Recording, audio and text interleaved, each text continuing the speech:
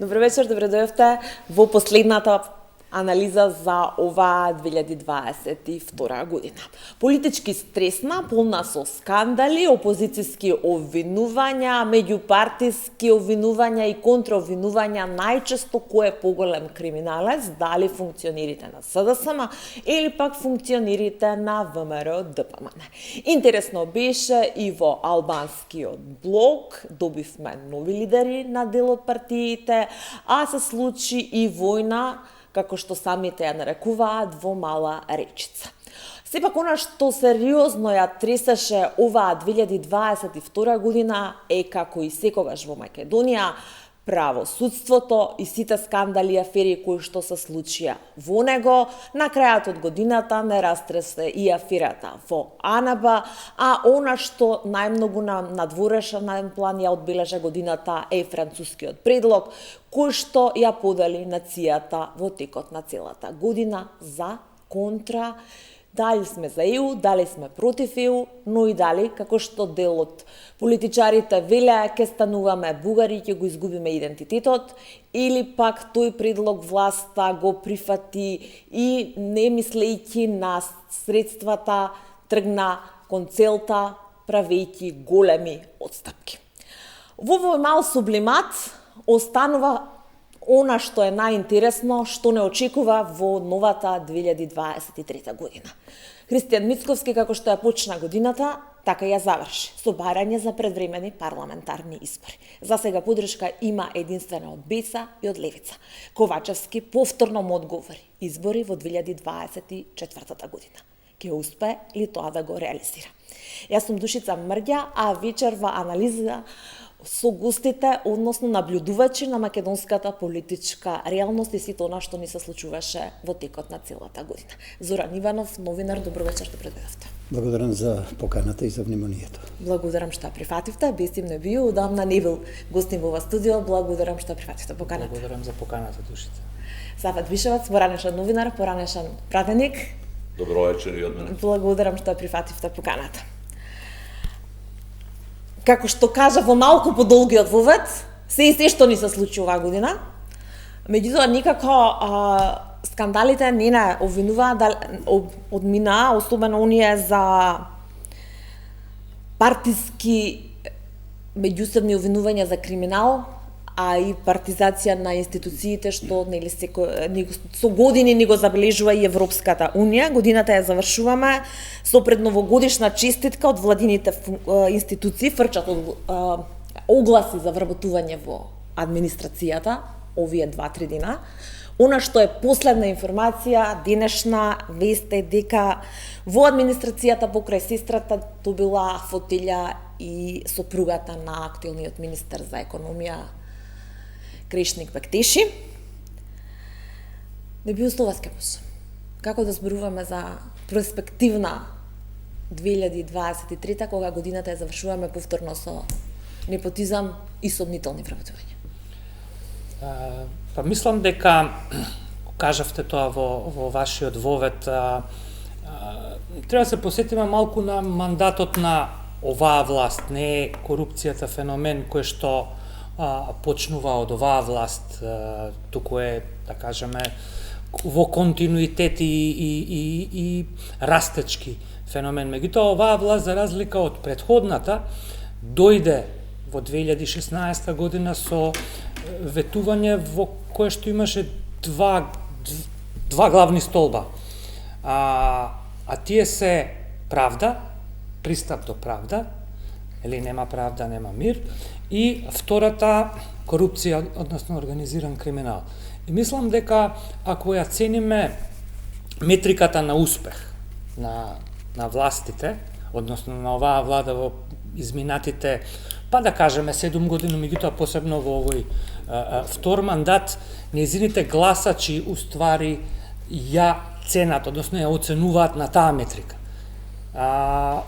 Во текот на метриката на корупција, на борбата против се присутната корупција, која што веќе никој не се обидува да ја минимизира, тоа е веќе општо прифатен факт, ние живееме со тој факт и како граѓани, меѓутоа и политичарите го признаваат. и фактот дека правдата функционира, меѓутоа не за секого и не секаде еднакво. Односно, постои селективна правда, што е во некои рамки и дефиниција за неправда. Нели? Ако за мене е правда, за вас не е правда, тогаш тука имаме неправда кон тој што е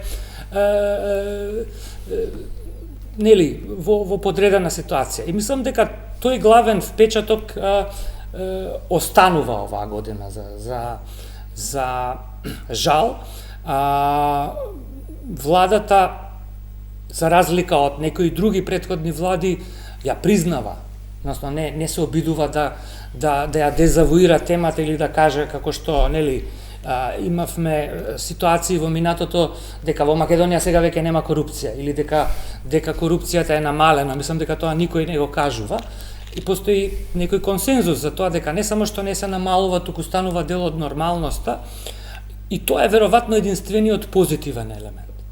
Ако се обидуваме да цениме доколку во едно општество постои консензус за нешто што е проблем, во една група, во една заедница, па и на ниво на државата, тоа значи дека можеби се создаваат услови тој проблем полека да почнеме да го решаваме. Се разбира, ова е оптимистичката страна на тоа. Песимистичката е дека сме станале цинични и дека правиме лип сервис, што би рекле англичаните, на тоа, нели, намекнуваме, велиме, да, има корупција и дека тоа е дел од, нели, како беше тоа, караванот си врви. Кучињата сила. Из кучињата сила. Тие се двете. Поединечните случаи не би ги ни толку коментирал, бидејќи се тие се присутни. Ако одиме сега по листа кој каде се вработил, кој што направил, може цела вечер и да влеземе во првата емисија од 2023 година со тие примери. Меѓутоа ова е некоја општа слика од моја перспектива. Иван, освен овие политички случувања, годинава сериозно и цел свет и Македонија и Европа ја стреса економска, финансиска криза, енергетска криза и така натаму. И како повторно главниот фокус е ова барање или насушна потреба за правда, за борба со корупција и така натаму. И ти, колешке Мрѓа и колегата Бесим, дадовте во воведот одговори практично и на многу прашања, односно констатиравте актуелна ситуација која не е ни од денеска, се плашам дека ќе биде и утре, за жал. Мене тоа повеќе ме загрижува и ќе проговориме во емисијата. Наум ми падна дека зборуваше Бесим има еден теоретичар по новинарство, вели тие текстови што се премногу набиени, неразбирливи, накитени, нели, во информативното новинарство, поготово треба да се земе и низ прозор, вака да се истресе хартијата, да испопадне она што е нејасно. Ние сме сега држава и општество, како да сме некоја јамболија и некој треба некоја сила да не земе и од тераса, од балкон, така убаво да истресе се, да испопаја што е непотизам, корупција, кронизам и така натаму, криминал. Знам дека тоа не е можно. Ова што и Бесим го рече, трагичното е што сите веќе знаеме, чувствуваме дека корупцијата во сите нејзини форми и на сите нејзини нивоа е дел од нас веќе практично, дел од секојдневието. Значи не може ни светоци сме денови, од бомбите, прислушкуваните разговори до ден денеска, значи луѓето, алчноста по пари, дали се милиони евра или се, не знам, 5 евра на граница или 15 за некој да помине побрзо и така натаму, е дел од системот. Значи немаме институции. Не се проблем политичарите, тие се луѓе од крв и месо, алчноста е на едно големо ниво, фрустрирани сме, неизживеани нација како држава и како општество, не мислам кога велам нација на етничка некаква припадност, него генерално. Имаме една шака народ сме и една педа земја, 30 години не можеме да ја спастриме елементарно. Кога велам да ја спастриме, мислам на институции. Мислам на институции на кои политичарите, функционерите, министрите, па ако сакате и директори по јавни предпријатија, председатели на разни комисии, корисници на буџет, ќе треперат дали нешто ќе излезе во јавност и дали ќе дојде некој ни тропне на врата да направи некаква контрола кога се работи за државни пари. Ние тука таа заштита не ни е ова. Точно е дека општеството, државата, граѓаните се и сме разочарани од неуспехот, условно да речем, на шарената револуција. Кога велам неуспех, таа постигна една цел зашто и се кренаат луѓето на протести, смени еден режим и така натаму, ветувањата не се остварува и оваа власт се покажа дека подобро менаџира надвор, надворешните позиции на Македонија со сите проблеми и со сите спорости, отколку внатрешните проблеми. Ова што и ти, Душице, спомна сега дека некоја сопруга на министер и така натаму, може да најдеме оправдување па да речеме, па добро, ако ги скенираме институциите една по една, јавните предпријатија, МЕПСО, не МЕПСО, државните тие, поготово по конјунктурните, не верувам во железници дека ќе најдеме некој корен од високи функционери па до внучето, нели, да биде вработено, но во такви конјунктурни фирми и министерства, каде што има привилегии во смисла на слободно време, а висока плата, а малку труд, а резултатите доаѓаат сами по себе, бидејќи клиентите, ние граѓаните, си ги плаќаме редовно сметките кој колку може, се атрактивни и тука е таа корупција. Ние, ако земеме наназад, ќе видиме дека веќе некои генерацијски останале во некои институции и таму се множи тој непотизам, се мултиплицира. Имаше и во времето на монизмот, едни директори синот ќе го примат кај колегата во друго предпријатие државно, бидејќи сите беа државни, а синот или ќерката на тој колега во друго за да се замачка ситуацијата. Надвор од сите правила на конкурси се беше фиктивно. Се надевавме дека нешто ќе се среди. И јас сум уште оптимист, ќе проспоруваме натаму, бидејќи, ако ништо друго, барем не го доживуваме оној период на режим што го нарекувавме, каде што од медиуми до се беше под една ненормална тензија и контрола, избувна шарената револуција, разочарани сме сите во делот на внатрешната институционална контрола.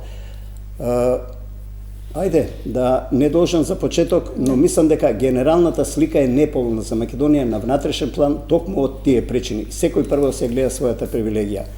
Гледам некој напредок, сакам да забележам некои процеси дека ќе дадат некои резултати, но генерално, кога зборувам за реформи, ние не сме подготвени се уште за реформи. Нас, мислам дека дури, ќе бидам сега крајно остар или дрзок, не сам сеедно, бидејќи, како велат мене, никој ништо не ми може, нели? Кога човек во даден период од живот не зависи од никого и од ништо, и не во даден, него генерално во целиот свој работен век, да кажам дека нас еволуција веќе не ни помага, реформи не ни помагаат. Нас ни требат резови длабоки и потребни се мали револуции. Кој велам мали револуции, малку карикирам, мислам на наменски револуции. Кога сега на 1 јануари ќе се разбудам, сакам да слушнам вест на вашата телевизија дека, не знам, 35, 38, 40% од администрација нема веќе да биде на своите работни места, дека во 2023 година нема да се примаат, со прераспредели така натаму, со мотивација, со поголеми плати, луѓето и со подобра екзистенција. Тоа исто важи за сите институции. Тоа го очекувам, но тоа знам дека нема да се случи. Таква е стратегијата на владата што ја слушавме во целиот период, нели имаше конкретни намалувања каде ќе биде, како ќе биде така натаму. Апсурдот во целата приказна, бидејќи последниот случај со министерот за економија е токму денеска Кришник Бектеши, е дека и неговата сестра кога беше вработена, ДКСК, односно антикорупцијска, во станови дека има судирни интереси, Бектеши си плати казна од 500 евра, толку заврши приказната. Сега, не знам дали може поцрно од оваа слика што на почеток ја дадоа колегите, тоа апсолутно фактички прикажана состојба. Јас од збор до збор би се согласил да сите оценки што се дадени. Што се однесува до ова, знаете, овде се тргнува по таа Господ прво себе брадата си ја создал и после тргнува понатаму. Абсурдно да биде уште поголем од истата таа ДКСК, Државната комисија за спречување на корупција, деновиве обвинителството барало извештај и список на сите иницијативи што комисијата ги поднела во обвинителство. Се замислете. А најчесто најголем број од нив тие ги одбили. Така е, оправданието е дека тие се распределени по повеќе судови, не е водена јасна евиденција и така сега бараат од комисијата да им даде список на сите иницијативи што се поведени. Фактот дека таму нема ни една иницијатива поведена од комисијата која вродила со плод, односно со утврдување на фактите и покренување на обвинение, зборува за односот на власта генерално, тоа е веќе работа која зависи исклучиво од власта кон сето она што ни се случува. Феноменолошки корупцијата стана проблем дури откако се разбра за новата американска амбасадорка дека таа најави борба за корупција, дури тогаш ни се отворија очите практично на највисоките представници на власта. Дотогаш корупцијата беше присутна апсолутно сегде, но тие не дозволуваа за неја да се зборува на тој начин. Сега стана проблем од портир до министер или премиер. Многу работи ни фалат. Јас не се согласувам со Иванов дека ја сваќам иронијата на мали револуции. Многу поодамна се залагам за владеачка гарнитура која ќе почне да ја гради државата од темел. Колку и тоа да ни изгледа во овој момент тешка мисија, јас сум длабоко убеден дека тоа не е така. И дека многу зависи од клучниот фактор, политичката волја и човекот кој треба да почне да ја спроведува. Да, ќе треба време, да, ќе има и многу работа, треба да има многу работа, да, веројатно ќе има и грешки од целиот систем, но мораме да почнеме, бидејќи ние сме сега во ситуација да живееме во систем кој не е систем. Систем кој не е ништо друго освен кој функционира на законот на омерта, на мафија, на класичната мафија, каде што е покриено апсолутно целото општество. Систем во кој е уништено образованието, во правдата целосно веруваат само 4, делумно уште 20, да речеме, да се 20% луѓе кои веруваат во правдата, наспроти 80 кои апсолутно не мислат дека во оваа држава е можна правда. Со милион примери се катадневно. Точно е. Бесим ја даде клучната работа. Таквата правда, селективна, е најголемата неправда. Апсолутно најголемата неправда што може да се случи е таквата селективна правда. Јас сум малку длабоко разочаран и во начинот на кој владеачката гарнитура се обидува и покрај неколку примери се обидува да представи својата работа како исклучително посветена во подобрувањето на состојбата од субвенции за струја и така натаму, субвенционирање на струја со наши пари, по заслуга на владата и така натаму и така натаму. Состојбата во медиумите е исто така за мене е загрижувачка, морам тоа да го искажам. Една од работиви за кои верувавме дека ќе дојде, тоа е слободен искажан збор. За жал, има веќе неколку примери каде што и таа слобода за која мислевме дека е готова со режимот, со заминувањето на режимот на Груевски, веќе почнува да се поставува под знак прашање. Веќе мислам дека нервозата кај владеачката гарнитура резултира со потези, имаме претекување на новинари, да го спомнам Зоран Божиновски како еден од тие. А еве и лично да ви се пожалам, изутринава пред мојот дом некој си зел за слобода да ми прати порака дека веројатно многу зборам, бидејќи тоа што го говорам очигледно не им се допаѓа многу, иако се трудам секогаш да зборувам со аргументи. Беше уништен мојот автомобил. Да, пораката ја разбрав, но и тие треба, што го нарачале тоа, треба да разберат дека јас апсолутно немам никаква намера, нити сум таков човек, нити имам било каква потреба да се менувам. Тоа што го мислам, го зборував и во време на режимот на Никола Груевски и Сашо Мијалков, и за волја на вистината никогаш сум немал директна физичка закана. Од оние кои требаше да донесат промена и слобода во искажувањето, јас сум длабоко, Господ нека ми прости ако грешам, но јас нити сум во бизнис, нити било што за да може да кажа да ме поврза со било што. Со моите сограѓани имам перфектен однос, со апсолутно почитување, истото почитување и тие сограѓани го имаат кон мене, така да немам лични непријатели, очигледно дека нешто друго пречи. Жално е тоа, Сафет, што ти се е случило, Апсолутно но пријав и морам да повторно веќе кога сме кај ова, морам да ја пофалам исклучително професионалната реакција на полицијата. жално е ова што се случило за било кој граѓанин, поготово за човек. Апсолутно, ова е сега само колку да го подкрепам целото иначе. Сега малку да иронизирам, навистина штета тоа што барем има каде да се искажеш сега, нели? Во она време немаше никаде да се искажеме, ми се случувало и имаше една телевизија каде што се боребе додека не ја затворија. 2011. Да, се шегувам малку. На водителката и го земав зборот. Навистина е жално ова што се случува, ко Биафра некоја да станавме како поим за неред, за не ова, но тоа не знам, мотивите се надеам дека не се тоа што јавно зборуваш. Јас би сакал да не се тие зашто сум убеден дека се. За јавно зборување и сега некој пишува коментари, јадам ќотек, нели, од разни паметни луѓе, но и од разни ботови, но тоа е дел од ризикот на јавните настапи, нели, на јавните професии како новинарството.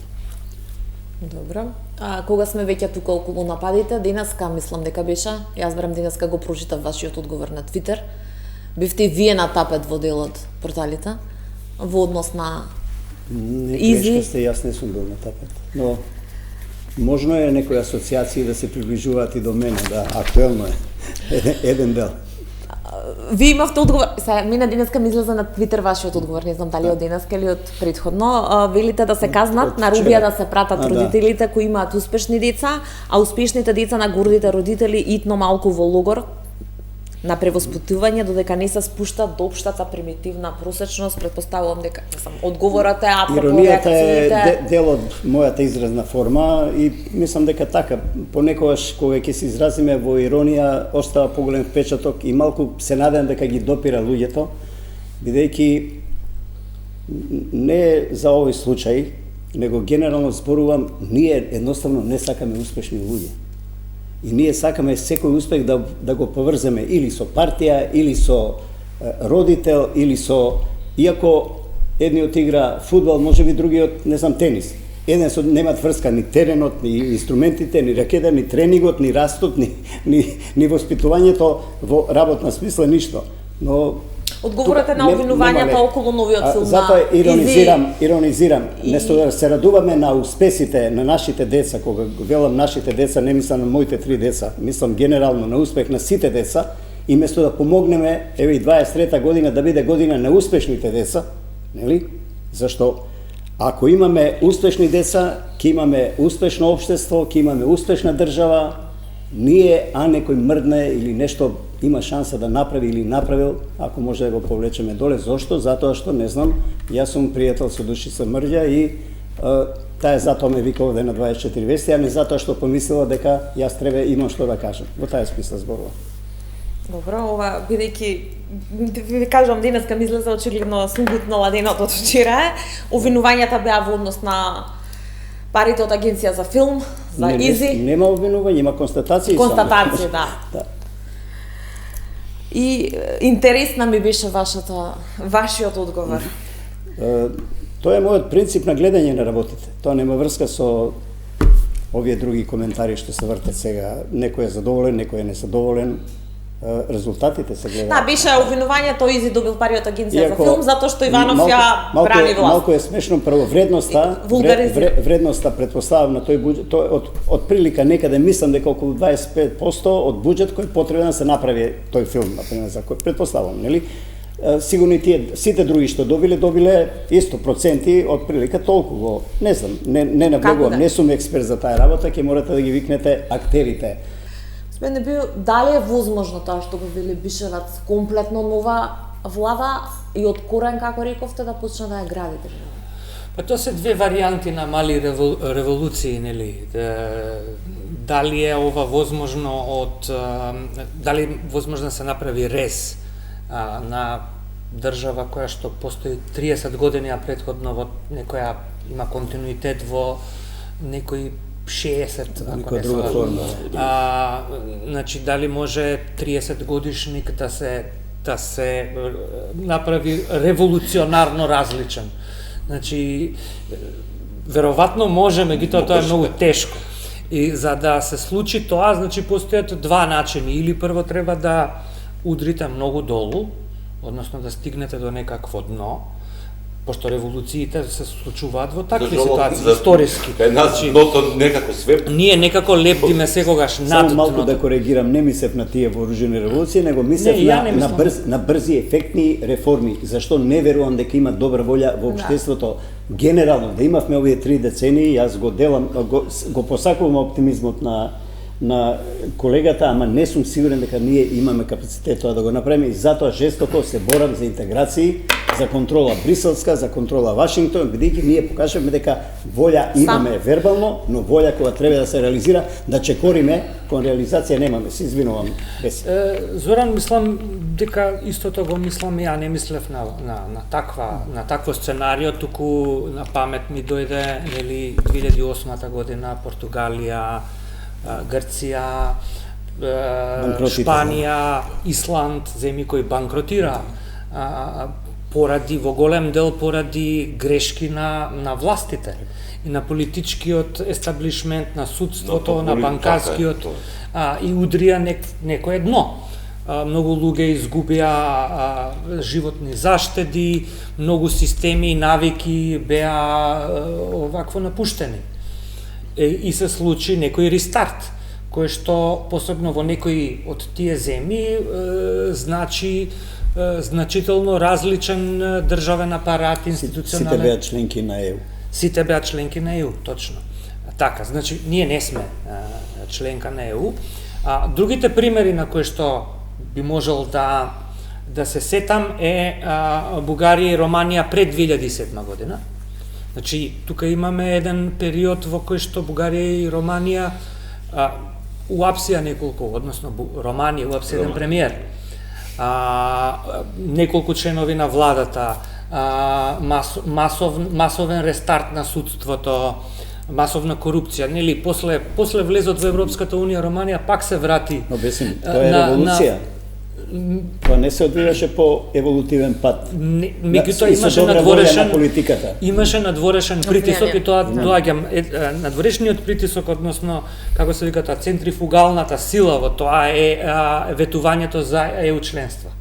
Во 2007 година Европската унија кога ги прими во членство 2004-11 земји членки, новите, условно им даде домашни задачи на Романија и ако да се на Бугарија и само во 2005 година го потврди нивното членство откако верификуваше дека нивото на корупција и распад на системот многу сличен, прилично сличен ова што има во Западниот Балкан денес, иако пред 17 години веќе, констатираше дека домашните се направени во задоволителна мерка, односно имаат оценка доволен или можеби тројка. Едва и да помине. Да помине, па така им даде лайфлайн, им даде, нели, им фрли балон со кој што влетаа во Европската унија.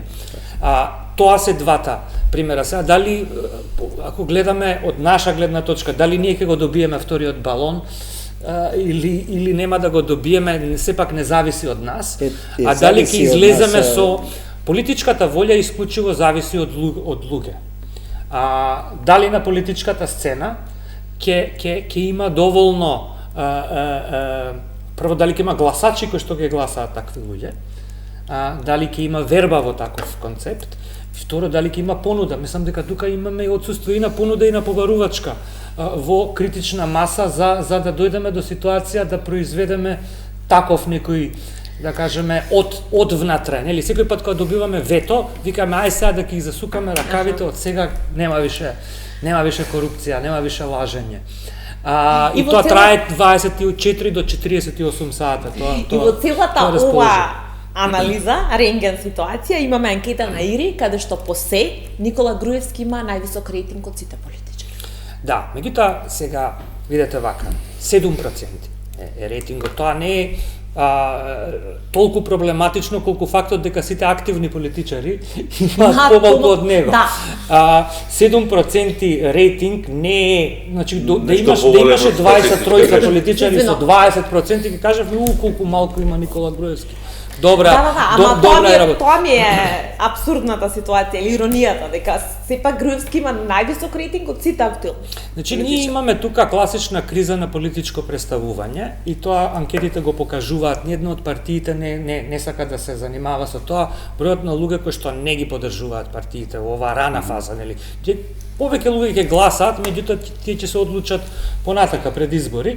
Фактот дека голем процент од луѓето не се идентификуваат, не одат по тие митинзи, на било која партија, се не зборам тука ни за позицијата, ни за опозицијата, дека тие радикални, овие драматични, нели, реторики кои што се користат и по медиуми, и во парламентот, не им се интересни, не го даваат истот ефект како пред 20-25 години. И секој ден пресови изјави банално станува. Да, стануваат веќе видено. Се е тоа дежаву и мислам дека од тука велам има криза на политичко представување. Голем дел од граѓаните, гласачите, бегаат од партиските идентификации и стануваат можеби неапатични, меѓутоа немаат доверба во ниту еден од активните политичари. И тоа е за мене криза на политичко представување. Мишевец, како дел на листата на последните парламентарни избори предводена од ВМРО и ДПМН, може имате повеќе информација од нас на кого мисли лидерот на опозицијата Христијан Мицковски, кога денеска ќе каже дека добивал сигнали од пратеници на ДУИ и на СДСМ дека би биле расположени да гласаат за распуштање на собранието. Па јас мислам дека предвремени избори се единственото рационално решение кое во овој момент е потребно на државата. Тоа треба да биде првиот чекор кон оваа политика за која се залагам, за почеток на изградба на државата од темел, на вистина од темел. Се што можеше да се уништи во овие 30 на години е доуништено. Тргнувајќи од образованието па до правдата. Се е доуништено. Мораме ние сега, се разбира дека знам дека е тоа тежок процес, тоа апсолутно е тежок процес. Но не мислам дека сите политичари се исти. Дека сепак ќе се најде некој кој, ако ништо друго, ќе го направи првиот чекор во таа настапка, тоа ќе биде доволно за него. Оној кој не е подготвен да дојде на власт во оваа држава и да си замине после 4 години, ако така решат граѓаните, се разбира, бидејќи во тие 4 години почнал сериозно да работи на обновата на институциите на целиот институционален систем во државата. Подобро да не се занимава со политика, што не се удобно. Можно ли е таква сценарij? Опозицијата на пратениците предводени од ВМРО ДПМН? Знаете што, колку и да е, ние сме живееме во еден партитократски систем каде што партијата е се. Затоа владее и незнаењето, затоа владее корупцијата, затоа владее непотизмот, тоа се логични последици на таквиот начин на избор на кадрите. Без членска книжка ти си ништо. Дури во овој систем кој Иванов преска поранешниот, малку се обиде да го карикира или дека и таму имало тогаш, да, имало. Но ретко кој ќе ви каже дека денешните пратеници, сега честна исклучоци апсолутно, во претходниот систем немаше да дојдат ни до портирница со своето знаење. Таква е разликата. А ретко кој ќе ви каже дека во големите комбинати секогаш се бирани луѓе со знаење да ги водат големите кандидати, иако можеби не се членови на партијата. Тоа се случувало, бидејќи знаеле дека од знаењето е тоа што ќе го движи општеството напред. И тоа е нешто што ние сме го заборавиле како начин на управување. Можно е, затоа што во тие партии има луѓе на кои ми е јасно дека не може поинаку. Само пред времени избори. Години бев главен уредник на Национално радио, па не бев член на партија. Именно тоа го зборам, значи и во тој но тогаш почна комунизмот да се спасува со кадри други способни, бидејќи беше корумпиран и почна да пропаѓа тие што беа на разни функции во таа. Иван, да не ја споредуваме корупцијата, дали некој директор на голема фирма или комбинат, невитно, има викендичка или секретарка, со денешната корупцијата. Не, темата беше за вработувањето и непотизмот. Не споредува таа корупција. тоа и тебе и мене ми е јасно. Ова денеска не е ни грабеж, класичен грабеж. Јас го ограбување на граѓаните. Сакам да верувам максимално во ова што е повтор пат Сафет Бишевец го протежира за политичка волја, но јас ќе посетам само каму среќа да е така. Еве и нова гарнитура да дојде од нула да почнеме, да дојдат не знам да увеземе политичари, не знам што да направиме. Ние политичка волја не покажавме во овие 3 децении. Јас затоа велам, ова што и Бесин го покрена, ние сме сега банкнотираа државите членки на Европска унија, ама Европска унија ги крена. Да не бе Европска унија. Ако ние чекаме да банкнотираме, ние не сме членка на Европска унија. Не знам дали така брзо ќе не кренат и што ќе случува со нас. А не сме далеко можеби од банкрот ако вака продолжиме да работиме со непотизам, со кронизам, со криминал, корупција и така натаму. Open Balkan го имам. Да, и сакам да кажам дека ова што и Бесин го покрена, зошто јас се залагам за интеграција? Затоа што мислам дека навистина каму среќа да има и политичка волја и помош од надвор. Ние сме сега качени на велосипед, но не знаеме или не сакаме, имаме други желби да вртиме, да се испотиме и да видиме како тоа изгледа. Но добро е малку да не придржува Европската унија, да не турка на тој европски пат, но без согласност на власта и опозицијата. Ниедна реформа не може да помине. Ние почнавме реформа во образованието пред прошлата влада, дигитализација и така натаму, одма се крена некоја, ја не знам која беше таа сила, за да не врати назад во времето на Гутенберг во Европа, не во Европа, овде во околината, во околниве земји има по 12, 13, по 15 училишта Google, со Google програми учат. Ни со книги, ни со ништо, гледаат во мониторите, како сите деца сега што не креваат глава. Ја не велам да се трнат учебници, не сум експерт за таа област, но регресивни сили се уште не влечат назад. Тоа сакам да го кажам. Сега немаме ни Google, ни учебници, барам оваа година. И може да се во употреба ако имаат само 30% порешни податоци во учебникот. Очекувате ли предвремени избори следната година? Мицковски дури со датуми конкретни излезе вчера. Да бидам најискрен, јас ги посакувам од една проста причина, ако тоа е услов да почнат конкретно европските преговори, нели? Подршката за уставните избори. Преговори, за да можеме, ова што сега говориме, бидејќи не верувам во доволен капацитет на политичка волја, не верувам во доволен капацитет, нас ни треба европска контрола. Јас само од тој аспект се залагам, бидејќи може Европа максимално да ни помогне, па и финансиски дури ако сакате, да закрепнеме во екологија, во економија, во не знам енергетика, во не знам новите волтаци, во здравство, во образование поготово. Да направиме конечно реформа, а без власт и без опозиција, кој да е, ниедна реформа нема да успее. Морам да најавам тука реклами, ама по рекламите продолжуваме со вас токму на оваа тема. Пауза за реклами.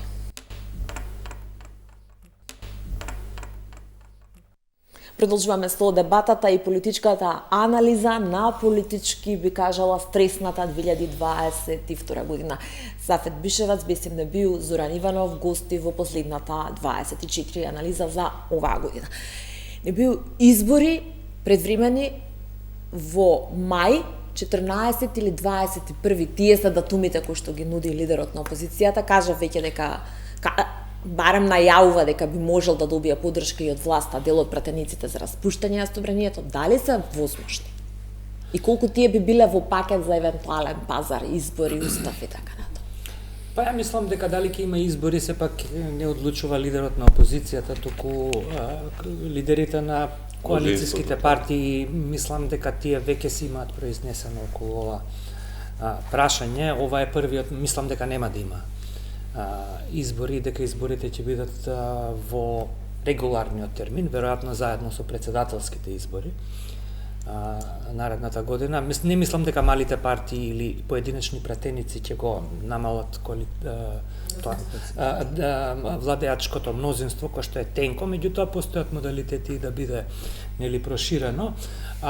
Ова е едното прашање, мислам дека не постои волја кај лидерите на партиите на власт, они имаат, нели, како што покажуваат и анкетите, понизок рейтинг, поработат малце, нели, на проекти и во предизборната година да се обидат да го покачат сопствениот рейтинг, а исто и на европската агенда. Мислам дека и тука доаѓам до второто прашањето, дали има потреба од избори, што би решиле изборите.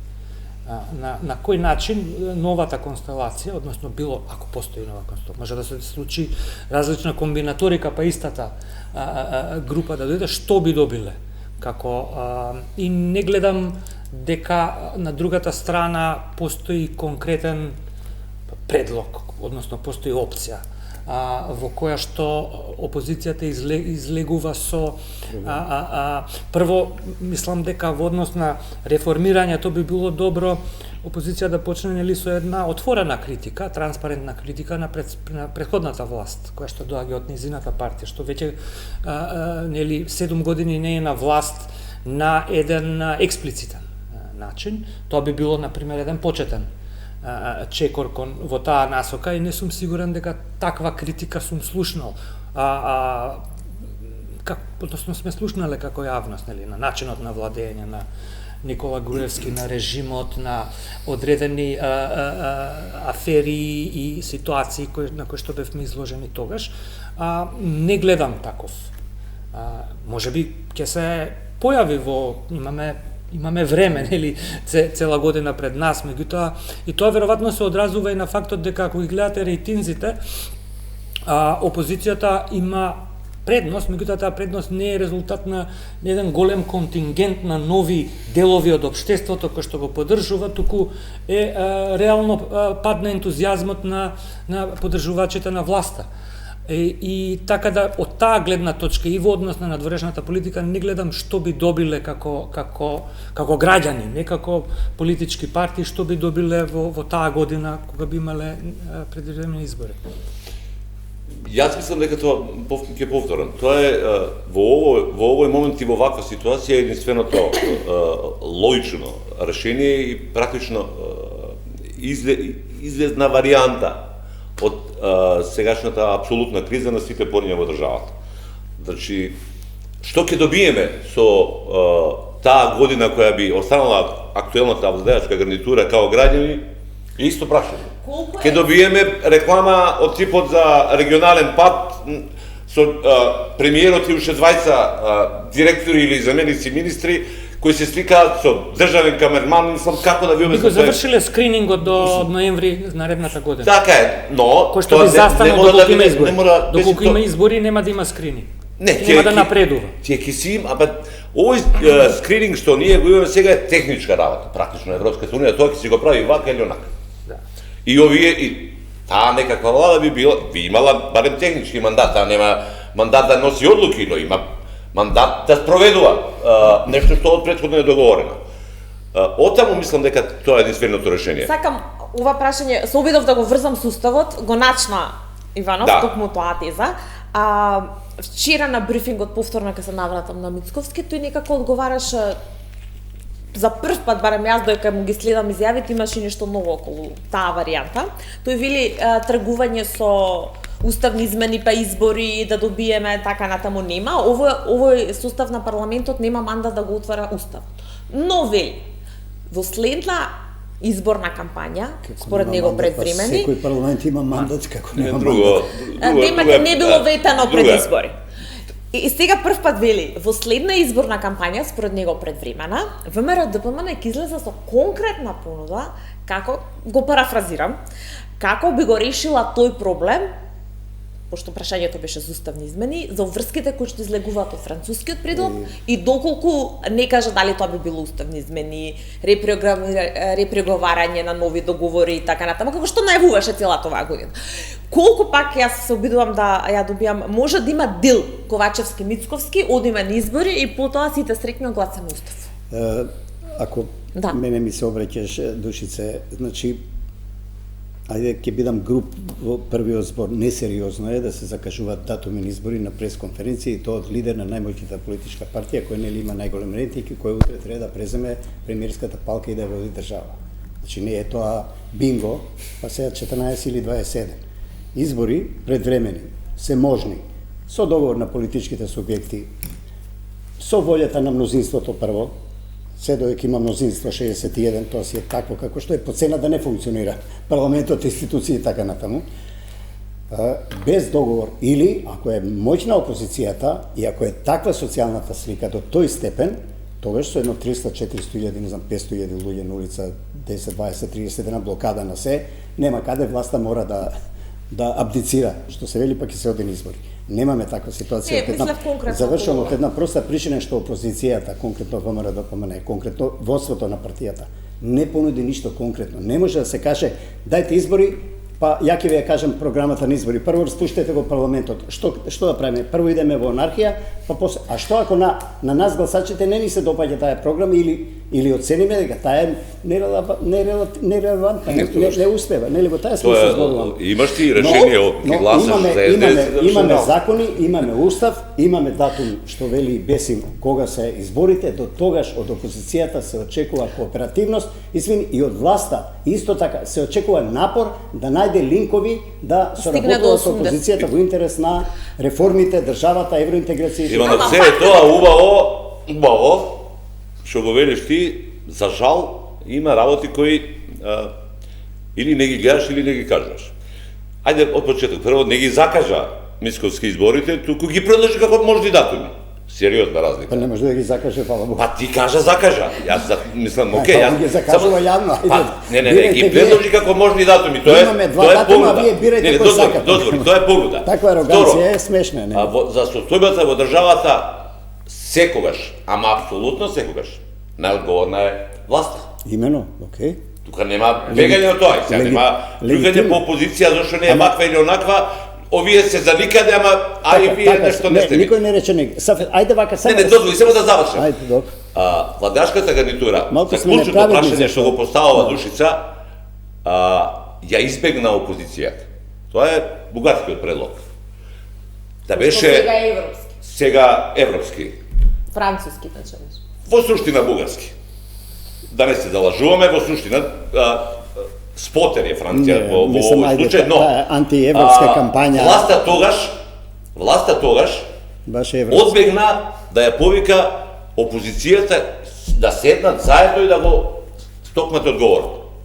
И вие сега не можете да барате компромис или поддршка од опозицијата за нешто што сами сте го направиле. Сафет, Бишев, не можеш на се да викаш не и после да викаш ајде да се не оди. Значи некој работи на сила треба да се тука. Не, некој работи апсолутно секогаш треба да им кажеш не. Ама ние не зборуваме за даноци, зборуваме за евроинтеграција. Види, Иванов, 75% од граѓаните на Република Македонија ја поддржуваат европската интеграција. 60% ти вика државата оди во контра нас, кој е одговорен за тоа? Чека, вие контра се извинувам, по медиуми ја слушам контра насока по во погрешна на Ири анкетата. Па прашањето не е за насока пат, па дали идеме во Европа, тогаш е погрешна насока. Не, погрешна насока е што се дави во корупција, во непотизам, во кронизам. Тоа е европската патека. Кога луѓето, па за тоа си зборам, за едно е вербално да збориме за европски вредности, а да се одговорите балкански. Кога луѓето одговараат на анкетата за насока, граѓаните на тоа мислат. Дека тоа не е во корупција, а не за европскиот и за НАТО.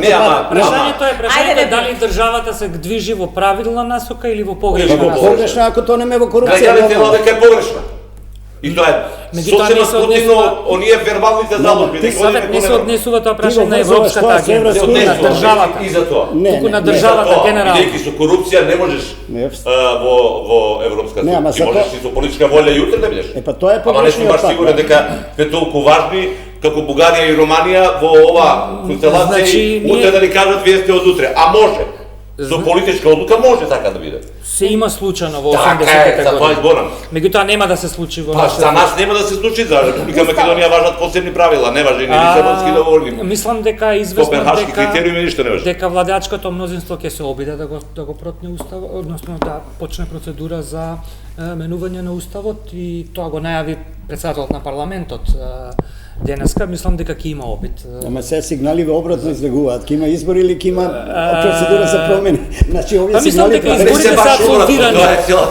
Мислам дека како семафор се дава сигнали на сите страни. Да, тоа е дел од политичката тактика, нели? Меѓутоа се се обидуваме да анализираме, да размаглиме колку што можеме за надвор од таа. Мислам дека ќе има обид. дали владачкото мнозинство со албанските пратеници од опозицијата има некаде -8 од потребниот број, имаат 70. Сега малку повеќе, бидејќи пратениците на Беса веќе нема да гласаат. Мислам дека пратениците на Беса ќе гласаат за Европа. И тоа е дел од политичката риторика и тактика. Тие беа како беше избори.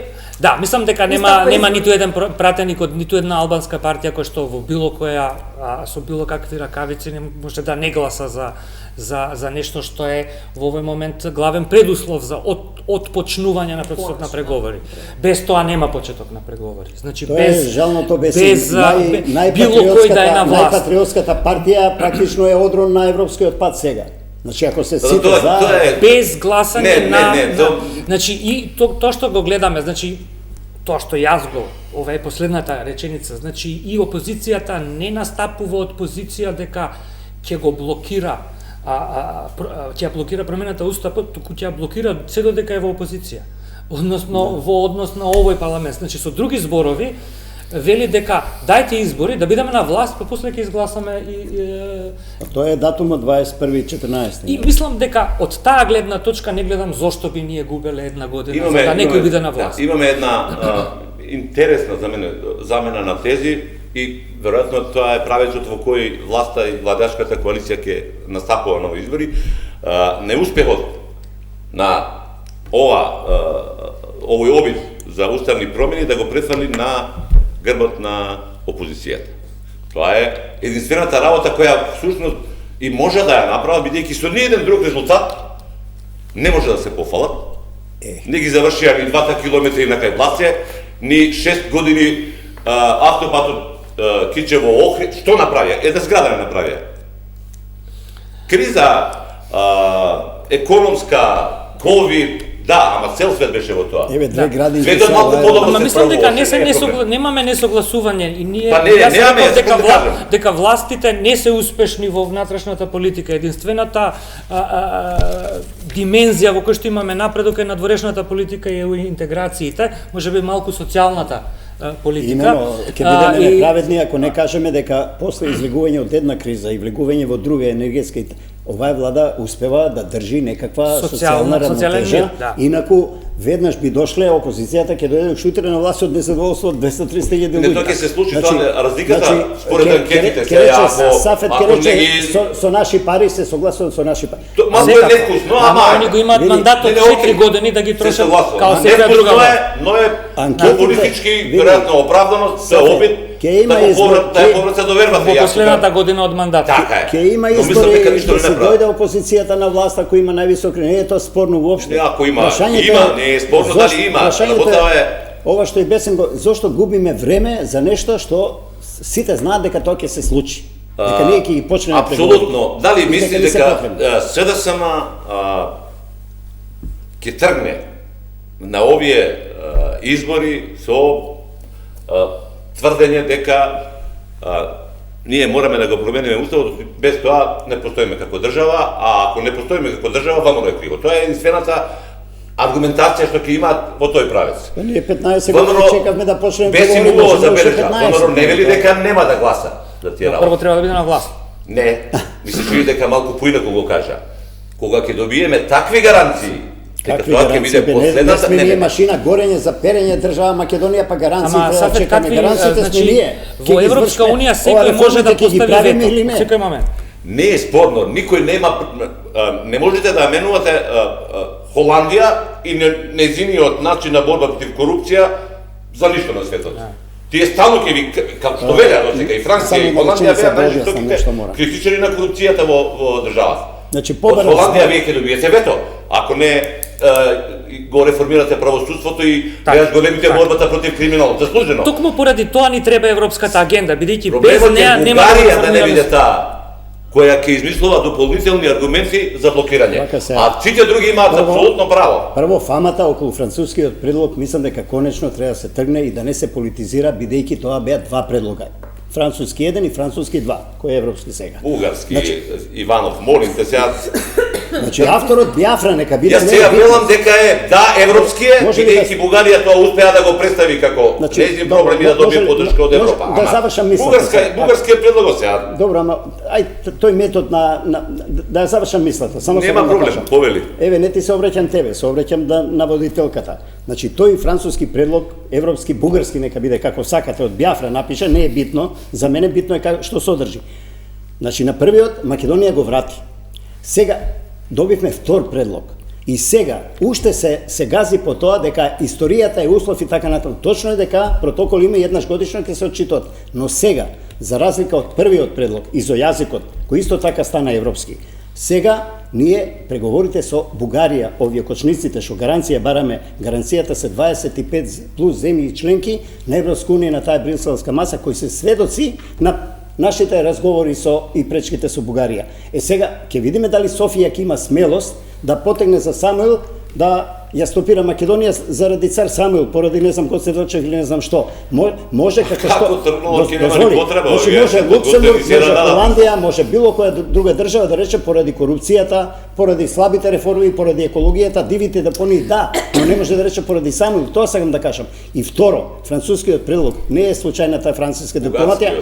Не, добро, еве бугарскиот. Ја тврдам, ќе помине не многу време, дека нас заедно со Бугарија, бидејќи Европа и покрај расположението историско или како сакате на Франција и на Макрон и неговиот поглед кон Европа, не зема заедно со Бугарија, кога гледа дека ние билатерално ништо не можеме да мрднеме под притисок и на Вашингтон, не стави како во Зевгар Волови, знаеш она рамка како ја прават и Бугарија и ние заедно пред сите. Изволте пред сведоците на европска маса. Иначе ќе останете и ден денеска и без скрини. Сега Албанија во ноември другата година, ова е што е на прагот, ќе почне преговори. Септември, ноември и така натаму. Дали ние ќе ги почнеме зависи сега само од водството на од дополнителниот услов кој што го доби Македонија. Секој плаче и кука на своите гробишта. Душице, точно судбината таква ни била и со Грција, и со Бугарија, и со не знам кој. Најмната држава сме, но не вреди да кукаме и да плачеме. Прашањето е, излегуваме од сите битки, раскрвавени, ранети и така натаму, но прашањето е дали ќе одиме натаму или ќе се предадеме. Ние сгазнавме на европскиот пат. Ајде да чекориме. Ама ќе крвариме. Па се тоа е битката. Мала дигресија, имам тука прашање и потоа сакам со небиу однос на таа посета фамозна на Ескобар, што се одложи, што се очекува и тимот за санкции, тука завршуваме. Да, не може да не блокира заради Самуил, но може да не блокира заради наводен говор на омраза, да речеме затоа што бугарските здруженија не го смениле името согласно македонскиот закон. Ајде тоа пред сите, нека го кажат пред овие од Луксембург, од Холандија, да видиме тие како ќе ги разберат. Пред некој ден имаше пак жалби за Вака сега, не го смениле името на фашистите, нека не го сменат. Наши граѓани ги именуваат тие клубови, македонски државјани. Што зборуваме? Значи имаме ние гнезда на фашизам овде. Така што ги има и во сите држави. Ке помине и таа мода. Сега Бугарија отвара клубови кај ќе и текне. Џабе троши пари. Ке се бугаризираме, доста со тие лаги и со тие мантри. Па ние, еден еминентен професор вели бугарите во пензија, бугарите ако влезат во устав ќе се бугаризираме, сега го читам денојве. Не е етнички македонец. Неговата етничка заедница е во устав. Па ние не станавме од неговата етничка заедница, ние македонците. Кој може да сакам да кажам, значи не оди таа работа. Дајте малку детски е проект. Веќе и медиумите сме преполни со таа кампања и социјалните мрежи, со тие стравови, не очекувате вие Бугарија понатаму заради некакви најевропски ќе се однесуват. Не очекувам. Ќе биде поголем европеец и од Германија, од Франција, Холандија. Сафет, но очекувам патот да ни е почест, бидејќи имаме тука сообраќајци други, не е само Бугарија. Тим за санкции Ескобар доаѓа. Мислам дека тука сакам да ги поврзам темите. Значи, доколку не се случеше војната во Украина на 26 февруари, веројатно ќе стоеше бугарското вето во јуни. Сигурно, има и геостратегиски елементи во март и април. Не бевме, никој од нас, ако се присетите, не беше оптимист дека во јуни ќе има дури ни француски предлог. Ескобар притисна и Вашингтон. И мислам дека војната во Украина создаде сосема нов контекст во кој што Балканот е фактички второто игралиште на руското присуство, односно на руското влијание. Да го искористиме тоа. И францускиот предлог доаѓа во таков контекст. Посетата на Ескобар и најавите за санкции и нова црна листа. И нова црна листа се исто дел од тој феномен. Прво, само да подсетам дека не е прв пат Америка да става луѓе на црна листа. Бившиот албански председател Сали Бериша е на таа црна листа од минатата Овде кај година. нас имаш Има. луѓе. Меѓутоа тоа што се случува прв лидери на пат, партии. прв пат тоа што се случува, за Добро, разлика од избрано тогаш, граѓаните. е многу индикативно и многу битно. Значи сите тие 5, 15, 20 години ставање на црни листи имаат врска со стабилност и безбедност, security threat. Овие имаат врска со корупција. Значи, овие се првите црнолисташи од Балканот, кои што се политичари, активни или сегашни, кои што ја имаат направено грешката кон Америка. Но висок рейтинг имаат на Ири и анкетата овие на црна листа. Сали Бериша е сега повторно лидер на опозицијата Да, во Албанија, имено. на 78 години. Така да мислам дека овие работи би ги гледал во иста равнотежа. Односно во иста... Само бесим и во Албанија, извини, и во Тирана опозицијата е таму каде што е толку време, токму и заради тоа, што лидер на опозицијата е на црна листа. Колку И тоа- нема никогаш да дојде, не на власт, може да ќе дојде опозицијата, но тој никогаш нема да биде премиер. Колку тоа ќе биде Албанија не е притисок? таа што беше во негово време. Колку тоа ќе биде дополнителен притисок за уставните измени во Македонија? Па мислам дека индиректно ќе влие врз однесувањето на одреден круг на политичари и врз нивните проценки околу тоа. Видете, мислам, во партиите седи во голема мерка без идеологија во овој момент, Не и само во тоа Македонија, врзивно ткиво генерално е не им тоа се одредени виждано. заеднички интереси, туку парцијални интереси на одредени играчи. Така да одредени играчи ќе размислат околу тоа како сами ќе поминат и мислам дека овој притисок е всушност во таа насока. Ви благодарам што бевте гости во И јас 24 ви анализа. благодарам, срекни празници, Благодарам срекни се. ново Се најдобро на сите. Почитувани, ви благодарам за довирбата. Од уредничкиот тим на 24 анализа ви посакува многу здравје и многу мир во новата 2023 година. 24 анализа оди на празнична пауза, се гледаме на 9 јануари. Имајте мирни и убави празници.